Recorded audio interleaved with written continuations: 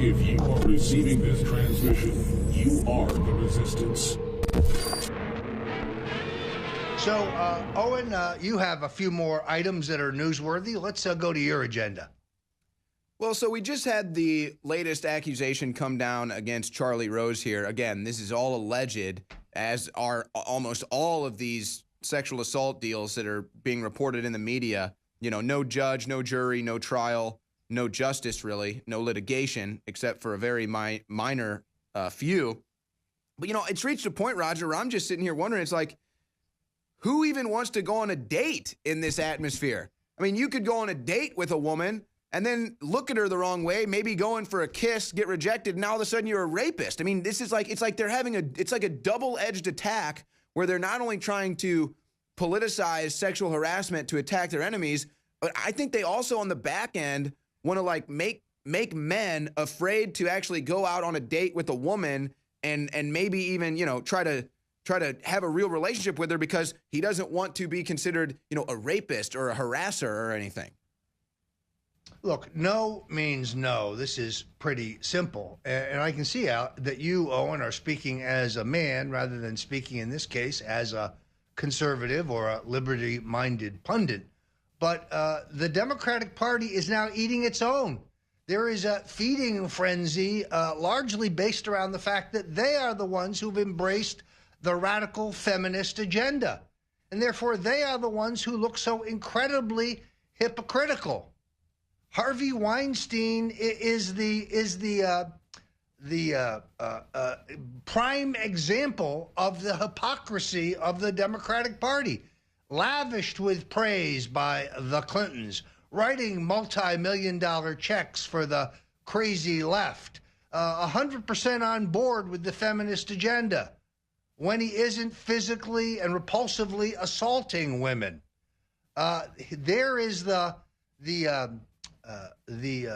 symbol of the Democratic Party, if you will. Well, and Harvey Weinstein, let's not forget, was also praised by Michelle Obama, which I am now spearheading as a conservative. Michelle Obama 2020, I'm now leading the campaign. I am now taking it by the reins. It's already been rumored that she's going to run, so now I am deciding I'm going to foist Michelle into the Democrat nomination. I want Michelle to run for office. Let's get out ahead of it. Let's get the excitement out of the way. But honestly, how ridiculous. What has Michelle Obama ever done with her life that she should even be allowed to grace a podium in a debate against Donald Trump? I mean, that in itself is hysterical.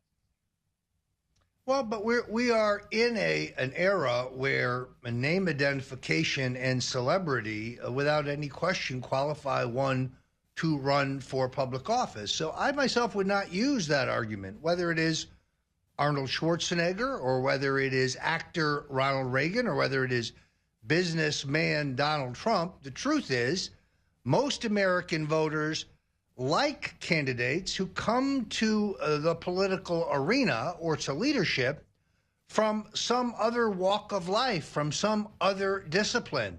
There has never been a time in our country where Americans are more tired and more disgusted by career politicians of both parties, as well as political institutions such as the Congress, the Republican Party, the Democratic Party, the big media, the big corporate multinational media.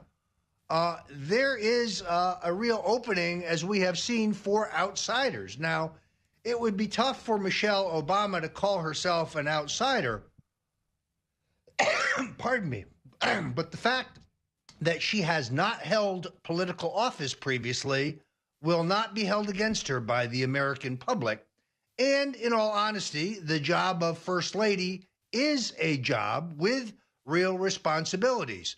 She's universally known. That's why I'm glad that you are spearheading her draft committee, Owen. She is going to be the Democratic nominee. Mark my words. You heard it here first from Rodger Stone on the War Room. I decided to take the reins of this campaign. We're gonna get Michelle Obama against President Trump, and we're gonna steal the energy from that. One last question I have here for Rodger Stone. There's Michelle Obama there. I'm going to go back in time, Roger. I want to ask you a question. I'm going back in time here. Donald Trump tweeted this out on October 11th, 2012. He tweeted a WorldNet Daily story, Obama's ring, there is no God but Allah, talking about a ring Obama was wearing.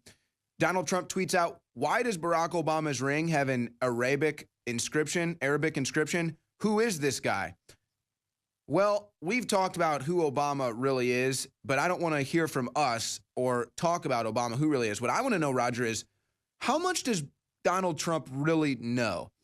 Does Trump know more than he's letting on? This is the same man that tweeted out, people who take advantage of children ought to be dead, receive the death penalty. He tweets out about Barack Obama's ring. He tweets out the stories about his fake birth certificate.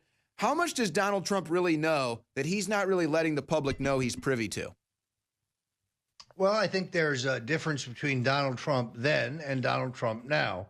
As I told the Associated Press the other day, if the Trump presidency fails, it will be because he has inadvertently surrounded himself with Bush quislings, people who intrinsically oppose his policies of non-interventionism and his belief in American exceptionalism and American sovereignty.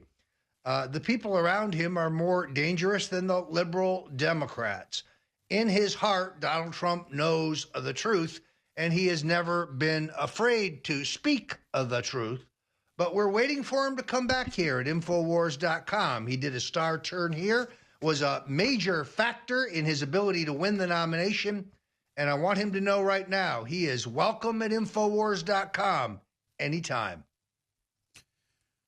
Well, we are not even a year into his presidency, Roger, and we're already seeing President Trump with the Trump base, the Trump movement, change the world.